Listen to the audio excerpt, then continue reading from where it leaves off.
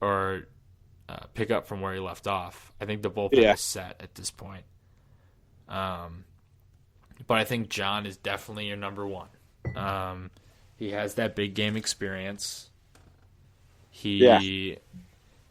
He's just a gamer, He's and having a great year. I mean he's a Cy Young candidate.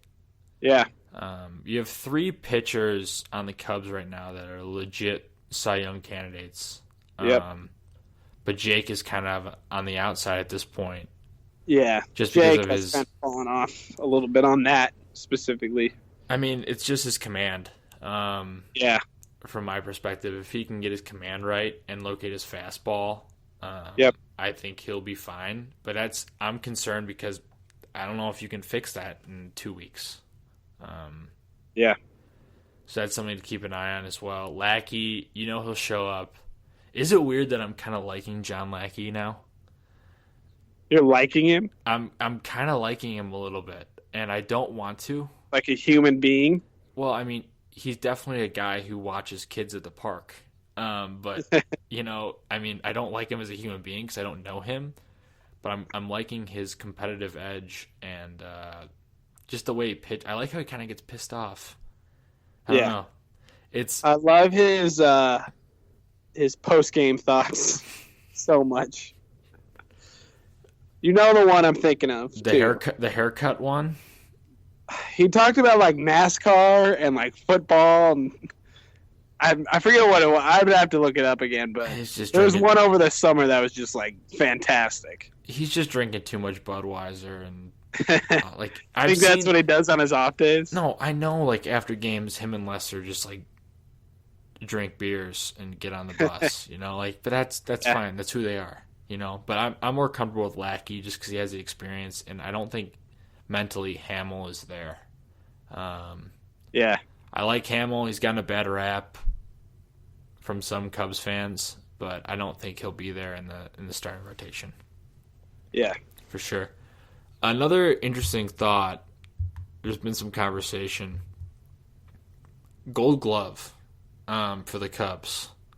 yeah. So they have the best defense in baseball as well, True. and they have Honestly, they the Cubs are atop almost like everything. It's pretty ridiculous. they're the best team in the NL by far. And Yeah, the thing is, barring like a huge like catastrophe, I don't really see any team that could give them or that could beat them. yeah. But it's playoff baseball, and That's what I was gonna say. The only thing I'll say about that, obviously, if they play their best baseball, like they can win it all. Mhm. But playoff baseball is playoff baseball. Like it's a totally different creature, and anything can happen in a one series, which is unfortunate. But I still think with their best players out there and the mentality that they have, they're still should be by far the favorite to win it all. Mhm. But going back to the Gold Glove conversation, Yeah, I think Hayward has a shot in right, and I really want Rizzo to win one. yeah, And I don't think Javi will make a finalist list just because he doesn't really have a set position, which is Yeah. like too bad. Because if he did, there's an argument there that Javi is the best defensive player in baseball. absolutely. It's just I'm not surprised by what he does anymore, Yeah, which is saying something because he performs a miraculous play every night. And every night, and makes it look easy. yeah, it just his athleticism He's is a just crazy athlete. Absolutely. it's nuts. And Addison eventually I think will get there. I mean, he might be a finalist, but I don't think so, really. But I think the best shot at a Gold Glove is probably Hayward, in my opinion. Probably. I really like what Anthony's done this year. Me too. But then you have Adrian Gonzalez too at first, who's a good Yeah. fielder. Hayward might get docked some votes just because of his offense, Yeah. which sounds weird, but like some voters look at that. Yeah. which is strange. But we'll see what happens. I mean, someone on this team will get a Gold Glove. If they don't, then that's messed up. I'll say this too. He's not at this level of Gold Glove yet. I think he could get there, but Chris Bryant has become a fantastic fielder. I mean, he's no Todd Frazier, Blake. I'm glad you caught that. Yeah, yeah. I mean, he's getting there at third for sure. He is. I just love his versatility. Like, he can play so many places. First, right field, third base, left. Mm-hmm. He can play. He could probably play center if center field if he went for it. He's way quicker than people realize for like that big of a guy. Mm-hmm. But yeah, I've been impressed all year with Chris Bryant's defense. And I will say this too: Wilson Contreras will get a Gold Glove by the end of his career. Yeah, talk about another home run. Jeez, it's just like how many like goodies can Cubs just get away with? It's insane. It's actually insane. I really love Wilson Contreras, and I think the Cubs will carry 3 catchers going into the postseason, and I kind of hope they do because I like Miggy on the team. Yeah. I hope some way in hell Chris Coghlan does not make the playoff roster, but I know he probably will. Well, do you take Coghlan over Caesar and LaStella? I would take LaStella over both those guys.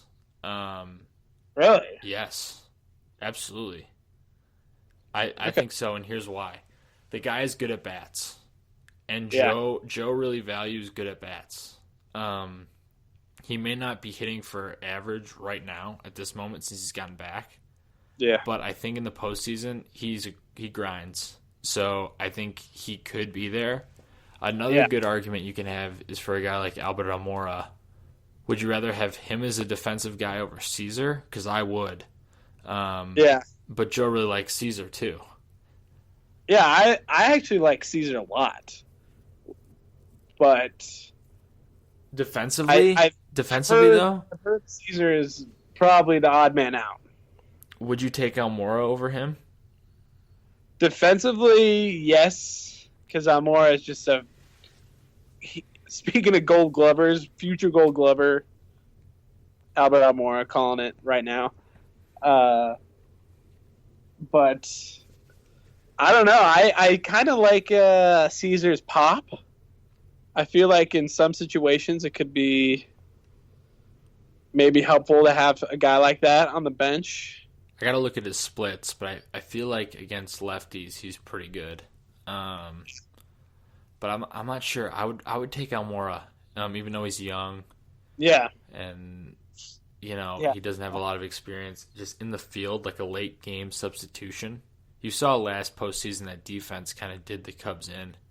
I'm all for playing the young guys too. Me too. Get that game experience. Mm-hmm. Mm-hmm. So who would you rather face in the NLDS? The Cardinals, Mets, or the Giants? If you had to choose. I've talked about this a little bit with people. You kind of have to say the Cardinals for obvious reasons. Well, not obvious reasons, but the Mets, they beat us last year. I think if it comes down to it, the Cubs would win that series this year. But there's always that thought, like we got swept by them last year. It could happen again. And the Giants, you know what they can do, if they get in, Mm-hmm. So probably Cardinals. I would say the Cardinals too, and I think the Cardinals will get into that wild card game because they're the Cardinals. And I think I'm terrified of the Giants' rotation. I would not really like to face them, but now Cueto going down with that injury, they're all going down with injuries. Except for the Cubs. Like, it's crazy. Like, Nationals, like Strasburg out, like DeGrom with the Mets. Yep. it's stuff like that. It's kind of like breaking the Cubs away, and that's kind of scaring me. Yeah. But I'd love to beat the Cardinals in an LDS again. It was just so much fun last year, or even just face off against the Cardinals. Yeah. And either way, we have to remember that Game 1 of the NLDS is going to be whichever team's number 2 guy. So for the Mets, it'd be Bartolo Colon. Yeah. The Giants, it would probably be Cueto if he's healthy. Mm-hmm. And the Cardinals, who would that be? It would be shoot.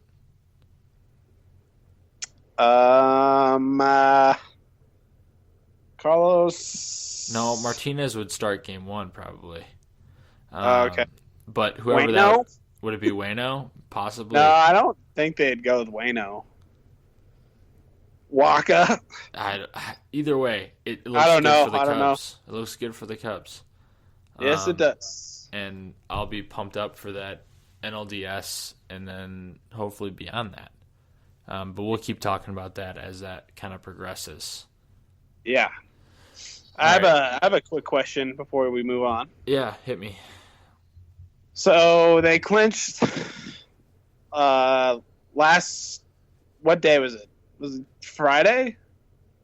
It was Friday. Yep. Yeah, so they had like a little 3-game stretch where they weren't very good. How do you feel about like the ending out the season for like Joe Madden? Like, do you want to see Arrieta get some more rest? Do you think they should like play at the end of the season to like be ready for that first game? Like play the starters at the end of the season? Here's my thought process. You play like you normally do until you clinch best record. And I think Joe kind of like once they clinched was like, all right, we're going to play like spring training and kind of get these young guys reps and get people rest. And I think they're plenty rested. And I think moving forward, as soon as they clinch that best record in the NL, they'll like kind of go back to that spring training mode. But I think they're still locked in. They still know what's going on. But I think getting the starters rest, the bullpen's so rested. I have no worries about that at all. You just keep doing what you're doing. I mean, you have enough guys on the roster right now who are up just because those call-ups to rest some people. And I think you keep doing that, but I think they're just going to remain competitive, and that's just Joe. He'll keep them psyched and ready to go. And you want momentum going into the postseason, but I don't think it's the most important thing. Yeah. Overall health is more important, and just setting yourself up to succeed, having home field, I think is important too. But I mean, it's playoff baseball, so we can sit here and say, "Oh, it's going to be great to play whoever in the NLDS," but we never really know. That's kind of the beauty of it. Mm-hmm. But yeah, we'll get more on that later. Let's talk some Bulls here. Yeah, I mean, I'm going to talk about some Vegas odds here. I'm working on a piece now at Bulls Confidential about the Vegas. Take it over. Shameless plug, right there. Oh, yeah, I missed that. Sorry. But I was just saying, I'm working on a piece at Bulls Confidential about the Vegas odds. Yeah, shameless plug. The Vegas and I'm odds. taking the over. You're taking the over 38. Yeah. I think they'll win 38. Let me just run through some of these 42 odds here. So Vegas has the Bulls at 38.5 wins. For those of you 30? 38.5. Oh, okay. And for those of you who don't know, you can't win half a game in the NBA. It's impossible. What? I know, crazy. All the projections are 0.5. Just so everyone knows. All the odds. But let me just run through some of these. You have to choose the over or under. Under. I have, before reading off these odds, I have the Bulls at 38-40. So that will either get them into the 8th spot or the 7th spot, depending on how bad the East is. Probably not the 7th spot, or just right out of the playoffs. Yeah. And I